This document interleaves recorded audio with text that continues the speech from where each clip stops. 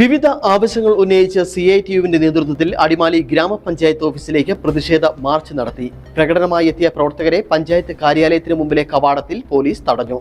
തുടർന്ന് പോലീസും പ്രതിഷേധക്കാരുമായി ഉന്തും തള്ളുമുണ്ടായി.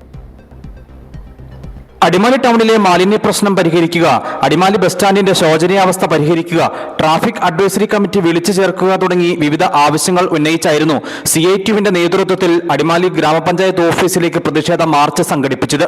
പ്രതിഷേധ പ്രകടനമായി എത്തിയ പ്രവർത്തകരെ പഞ്ചായത്ത് കാര്യാലയത്തിന് മുമ്പിലെ കവാടത്തിൽ പോലീസ് തടഞ്ഞു. തുടർന്ന് പോലീസും പ്രതിഷേധക്കാരുമായി ഉന്തും തള്ളുമുണ്ടായി.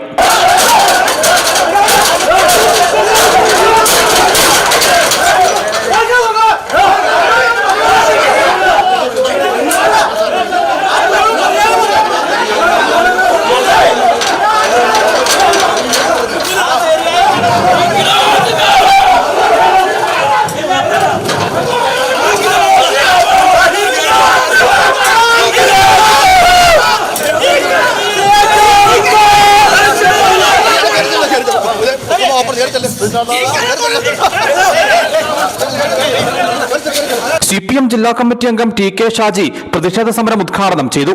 വലിയ വീരോടും വാശിയോടും കൂടി അവർ പെരുമാറിയത്. നിങ്ങൾ ഇവിടെ നിന്ന് സമരം നടത്തിയാൽ മതി. ഞാൻ നിരവധി സമരങ്ങൾ കണ്ടവരാണ്.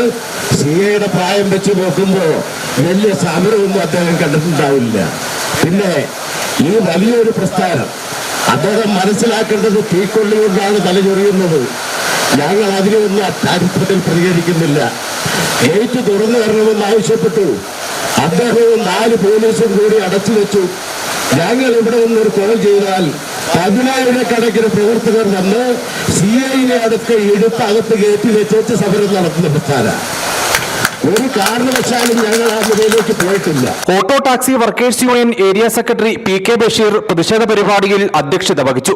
CPM area secretary Chandy P Alexander, CD Shaji, CS Sudheesh, Prateesh John, Chandran, Raju, Anil AK, KG Thankachan, KV Ullas തുടങ്ങിയവർ പങ്കെടുത്തു. നാടിന്റെ വികസനം UDF ഭരണസമിതി അട്ടിമറിക്കാൻ ശ്രമിക്കുന്നുവെന്നാണ് പ്രതിഷേധക്കാരുടെ ആരോപണം.